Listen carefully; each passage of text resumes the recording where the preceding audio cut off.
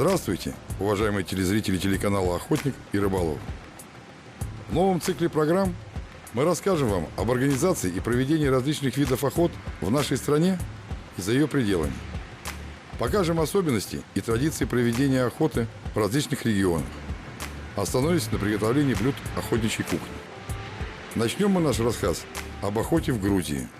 Мы вновь сегодня с Георгием, с нашим другом из Грузии. Мы сегодня приехали, чтобы поохотиться на шакала. Шакала стало очень много в Грузии. И есть необходимость его очень серьезно регулировать. И поэтому в определенных охотхозяйствах проводятся вот такие мероприятия с разрешения Министерства природоохраны. И наши друзья пригласили нас поучаствовать в этой охоте. Нам сегодня собачки помогают, замечательные ягтерьеры. Ягтерьеры, на самом деле, я их уже в работе видел, заслуживают самых высоких похвал. И я думаю, что из камыша они зверя будут активно выдавливать, да? И на переходе где-то к лесу, к пойме реки, к другим камышам мы будем стараться их добыть. Но также здесь, вот как охотники говорят, кроме шакала может держаться и лиса, которую тоже необходимо добывать, потому что ее развелось тоже очень много, получается.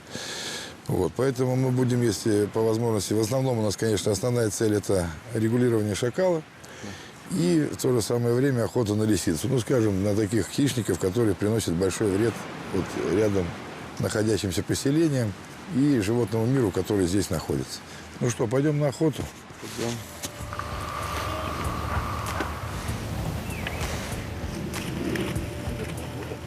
Мы распределяемся вокруг камышового участка поймы реки. Определяем наиболее вероятные лозы и перекрываем их.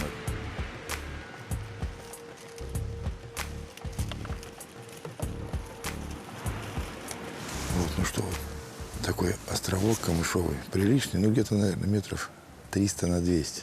Сейчас охотники расставились по номерам.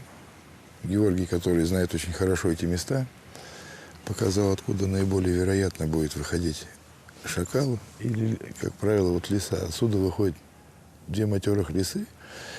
И он на наиболее вероятном пути их поставил наш номер. Поэтому сейчас будем слушать собак. То есть сейчас Георгий и еще один Георгий пошли с собачками, будут запускать собачек в камыш, они начнут гонять зверя. Будем смотреть, куда, слушать собак. И, исходя из этого, уже будем ориентироваться, где зверь.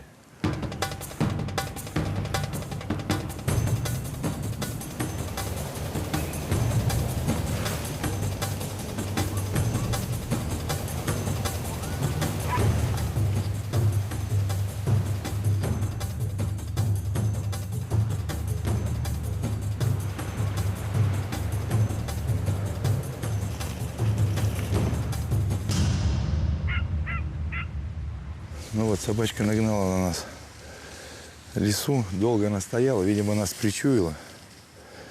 И немножечко так краешком, и Георгий там ее добыл.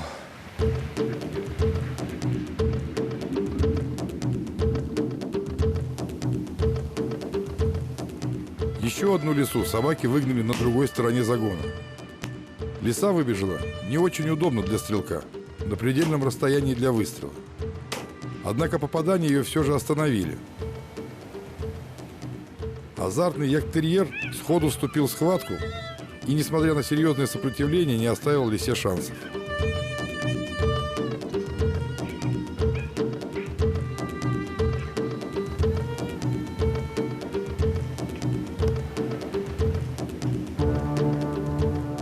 Собаки продолжают с азартом работать в камыше и выставляют под выстрел еще одну лису.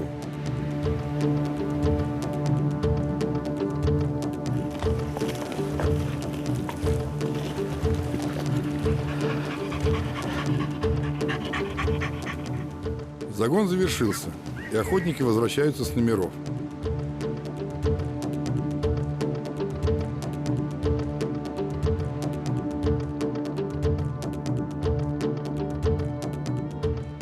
Начало охоты получилось многообещающим. Участники активно обсуждают события и делятся впечатлениями. Мы добыли 3 лис. В загоне также был и шакал. Один из охотников видел, как он, обманув собак, выскочил из заклада по мелиоративной канаве в сторону виноградника. Для уверенного выстрела расстояние было слишком большим. Вот, ну что, вот загон завершился. Получилось даже 3 лис добыть. И однозначно, ну, охота была бы не охотой без вот таких помощников замечательных. Вообще, конечно, собаки очень интересные. Ягды вообще, они многоплановые такие очень собаки, да? Да. Мы в основном сейчас охотимся с ними по следу, с лаем. Они гоняют, как гончие. Но это у них основное предназначение все же это. Они должны гонять. Их используют также и по кабану, и по крупной дичи.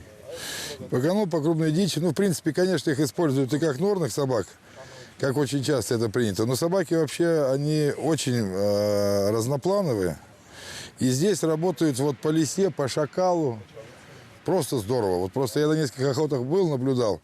Во-первых, достаточно вязко, то есть они его держат. Если, то есть сразу можно сориентироваться по звуку, где зверь находится, где-то их выстрелу подготовиться, то есть такие. И вот как раз здесь я так понял, что собак, которые в нору идут, стараются немножечко по другие направления Да, больше. вот я, да? например, чтобы не налился, лучше было бы, если он вообще не налился бы. Ну, для этих охот лучше, Да, чтобы он не налился. И в низменных лесах, вот где кустарник, очень перспективные они, гончим, просто там трудно очень. Ну да, И собака... даже невозможно часто будет передвижение гончих по этим кустарникам. В основном там держится и кабан, и лиса, и все вальчные, и фазан в таких лесах, в таких местах, где трудно проходим, очень крепких местах. Там отлично справляется с этим яхтером. Ну, они компактные, в общем-то, очень. По сравнению с гончими, очень компактные, везде под кустами, под ежевикой.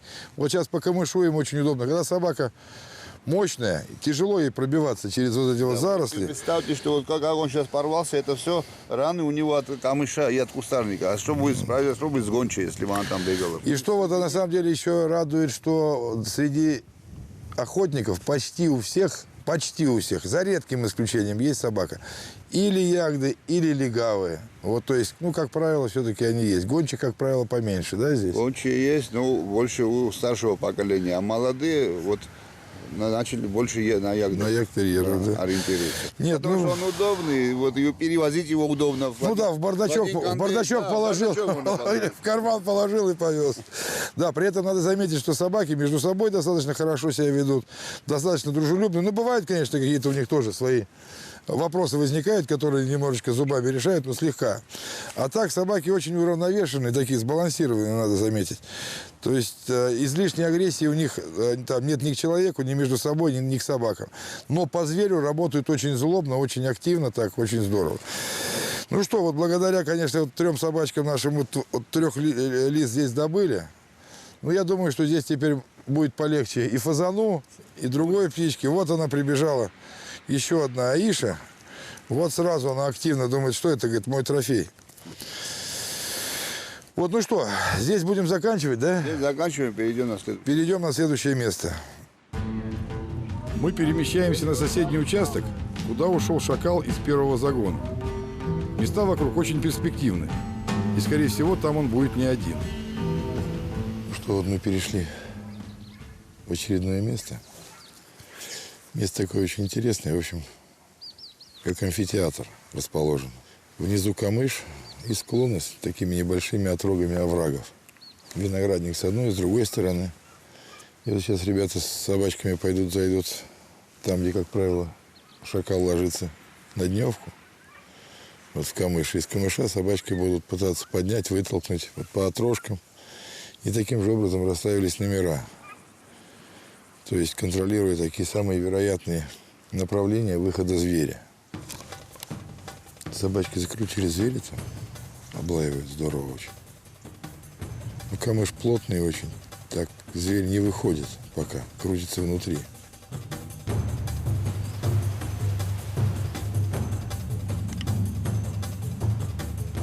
Все замерли в ожидании.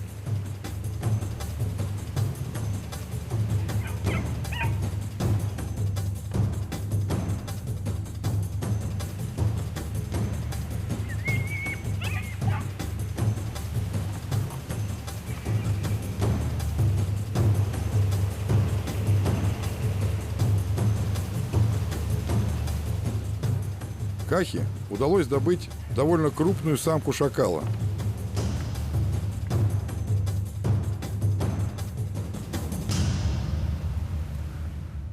Ну вот, Каха удачно одним выстрелом прям только шакал только был еще промелькнул вот на тропинке, он сразу его добыл. Вот чуть на открытое место вышел и правильно очень расставили номера. Ну и, конечно, прямо о чем говорить, шакала очень много просто. Лисы и шакала. Удивительно сколько.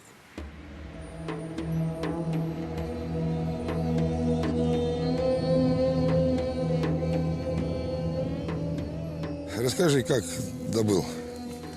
Собачки крутили там как-то Крутили туда. собачки, но она хотела сама выйти. Вот этим краем. В этом крае, да.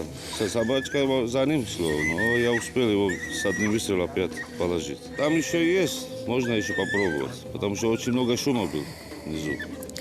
Шума было много, да, возможно, еще одна. Мне сверху тоже, я стоял наверху, видно было, и да, и видно было, как она тоже шла, Она на дорожке вышла.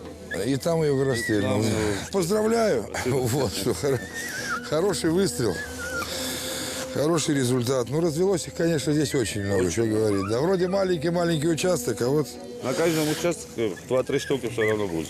ну да.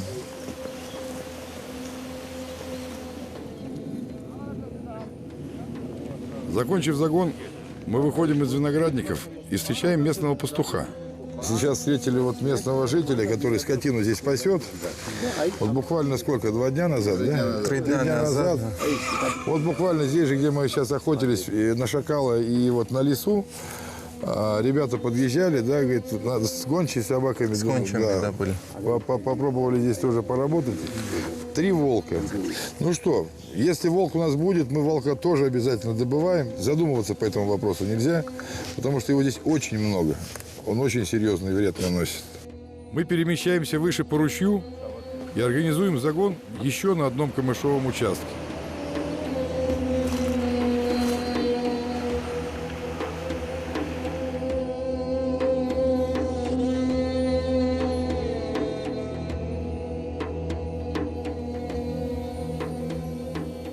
Ну что, условия охоты на шакала абсолютно разные, достаточно сложные. И очень серьезные заросли такой с плющом, с ежевикой, то есть не пробиться практически, только собачки там проходят. Камыш, тоже через камыш очень сложно пробиться, потому что растет прям как пальцы рядом один в один. Где-то приходится, чтобы подрезать немножечко, когда собачки работают, переходить через реку. Как правило, шакал по открытым местам не идет. Вот, и поэтому, как правило, переход у него вдоль рек, где заросли, вот такие моменты. И необходимо перекрывать возможные проходы, лозы его.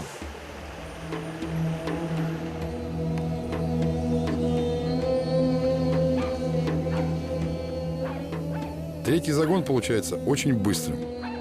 Собаки сразу отыскали шакала и выгнали его на стрелка.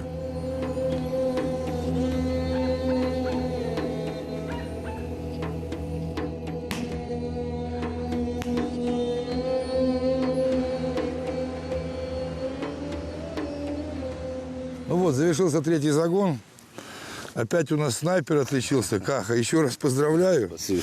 Вот в этот раз такая матерая, прям Да, большая. большая, да, такая крепкая. В прошлый раз была чуть поменьше, а это, да, это прям хорошая. Че, как получилось-то? Но как закончили этот собаки лаять, да, она хотела тихоря выйти. Я смотрю, шевелится этот кусты. Подождал, наверное, полсекунды, так сказать. И смотрю, высунул голову и смотрит, куда идти. Я сразу бабахнул и Сразу по месту. Ну да, видно, попадание такое по месту сразу. Ну Наверное, что? в сердце попал, потому что сразу... Ну, видно, сердце, наверное, легкий, потому что он кровь идет сразу изо рта. Вот, ну что, вот это достойный трофей, на этом будем завершать. Дело сделали большое. Да, еще. Полезное, Надо покушать. для природы полезное дело сделали. Да, сейчас покушаем и будем выдвигаться потихонечку отдыхать.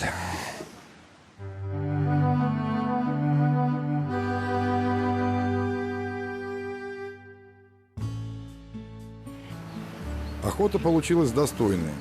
Нам удалось добыть 3 лис и 2 самок шакалов. Но охота – это многогранное понятие. И, несомненно, одним из важнейших моментов является общение с друзьями-охотниками.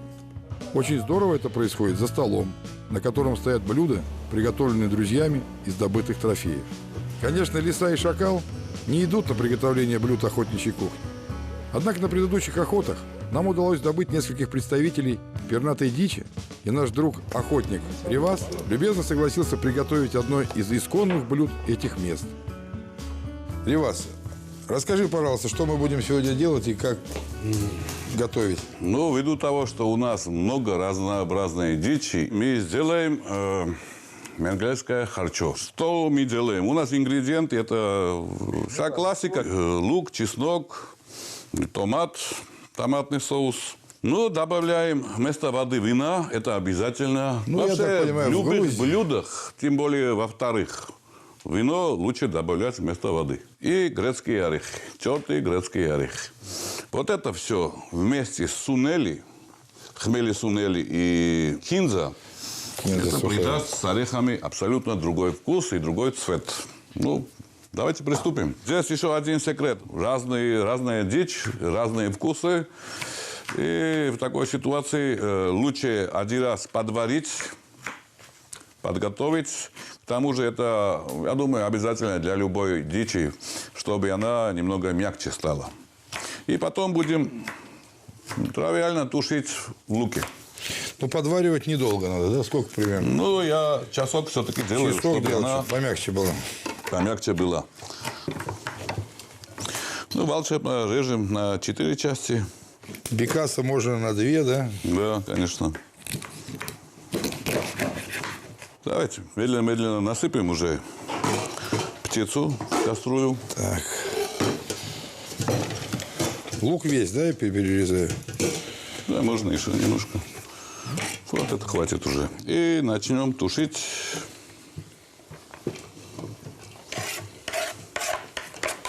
Сейчас я Первое. думаю, что очень многие зрители подумали, что это будет именно суп. Нет. А на самом деле это не так. Суп харчо это первое чисто, а менгельское харчо это второе. Сейчас немного вина, это обязательно. И лишний холестерин улетучивается, то есть вино свое дело делает, облагораживает, а спирт тоже вылетает. Ну, спирт И там улетучивается, самое да. вкусное остается. Стакана, может быть, здесь у нас много дичи. 5 стаканов придется, чтобы лук не обгорел. Начнем тушить и медленно-медленно будем. Так, сейчас Крутить. тогда я немножечко здесь. Так, и... То есть огонь большой не нужен, да? Нет, То есть как нет, раз... медленно, как раз. Как Вот раз здесь медленно. температура довольно-таки высокая, так что медленный огонь, он пойдет. Так, ну что, вот, по-моему, уже закипело, да, аромат пошел. Запах уже пошел, так что снимем крышку, положим. Деревянной лопаточкой, да? Никакой привкус не даст. Дерево есть дерево. Уже лук подготовлен. Он мягкий уже. Сейчас давайте остальное. Надо все-таки около 100 грамм, меньше даже, масла добавить. 50, там, 70. На такое. Масло сливочное, да? Сливочное, Где-то около обязательно. 70 грамм Обязательно. сливочного масла. Так, ну вот, масло Давайте растаяло, сейчас да. томатный соус. Это, в принципе, полувареные, так сказать, помидоры. Подваренные На помидоры. зиму, да. Где-то пол-литра надо делать. Накроем. Ну и что, закрываем и пускай... Что теперь? Еще ждем. Тушится, да? Еще ждем. Уже должен пойти запах соуса. Самого соуса. А сейчас подготовим ореховый соус. В принципе, мы сейчас возьмем чеснок. Там полголовки хватит для привкуса. Давайте опять стакан вина. Нам сок же нужен. Вместо кипяченой воды. Многие делают и кипяченой водой, но некоторые предпочитают всегда вино.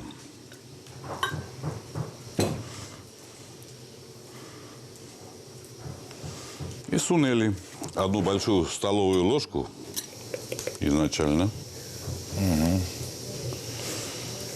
Он должен быть... какая консистенция у него? Ну, в принципе, В принципе, очень Густой? Густой, да. Густой должен. Пока да. Ну, чеснока очень много не нужно. Когда орех, он чесночный привкус быстро берет.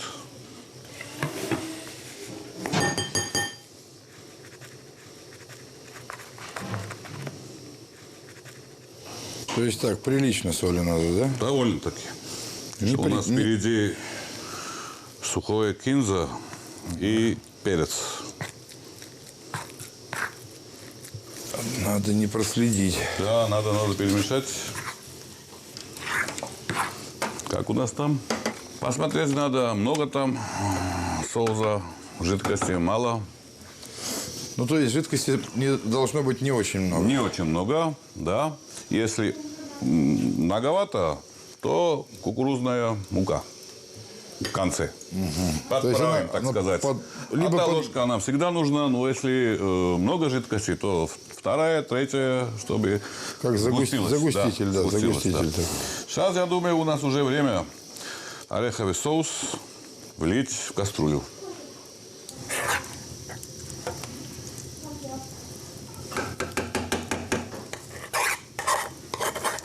При этом, получается, мы посолили только соус, да? Да. Да. А сам- Ну, мы попробуем еще. Попробуем, если что. Конечно, обязательно. Лучше меньше и потом добавить, чем больше. Ну да, назад не вернешь в этой ситуации. Так, ну и что, и надо, наверное, Хорошо, надо перемешать. хорошенько, чтобы все перемешалось, чтобы обволокло. А если очень густо, наверное, можно добавить вино, да? Уже Немножечко не кипяченую то. воду немножко, потому что вино не успеет, Не успеет испариться. выпариться. Да. Ну что, уже сколько? Минут, наверное, Да, уже запах ореха пошел, то есть он кипит. То Уже есть сейчас отдается. нам нужно делать только перца и сухой кинзы. И я думаю, по консистенции ложка хватит, ложка кукурузной муки. я сейчас тогда сюда вот сначала вытащу, Прямо сюда, и да. здесь Да, тогда прямо приправим. перемешать Да? надо и все.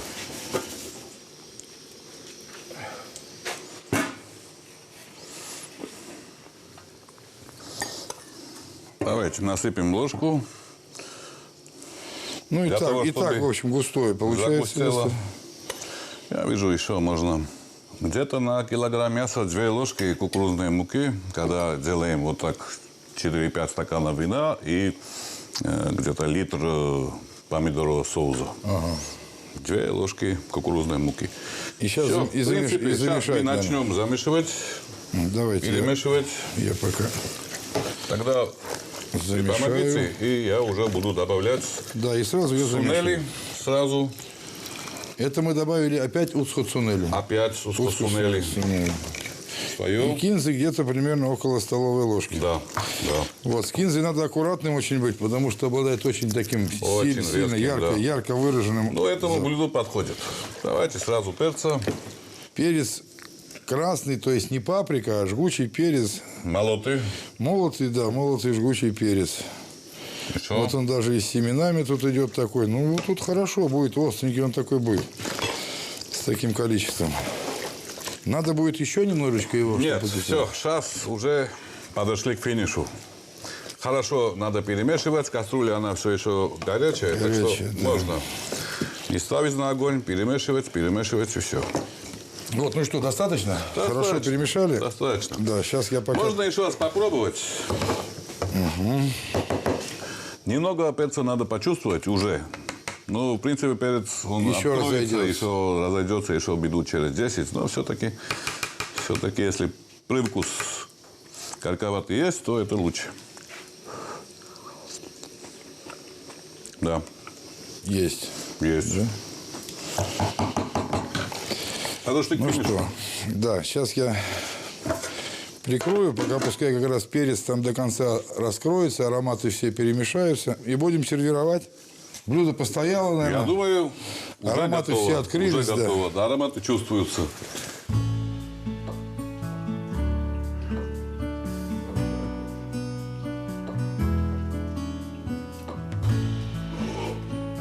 Ну что, дорогие друзья, вот такое замечательное менгрельское харчо мы приготовили. Не первое блюдо, а именно менгрельское харчо – это тот выход, который есть у охотников, у которых есть разная дичь. И, в принципе, на самом деле, замечательное блюдо. Запах, непередаваемый просто, на самом деле, бомба. Вот, ну что, пойдем к друзьям. Пойдем к друзьям, да. Пробовать. Да. Уже время, да. А с вами прощаемся. И до новых встреч на нашей простой охотничьей кухне.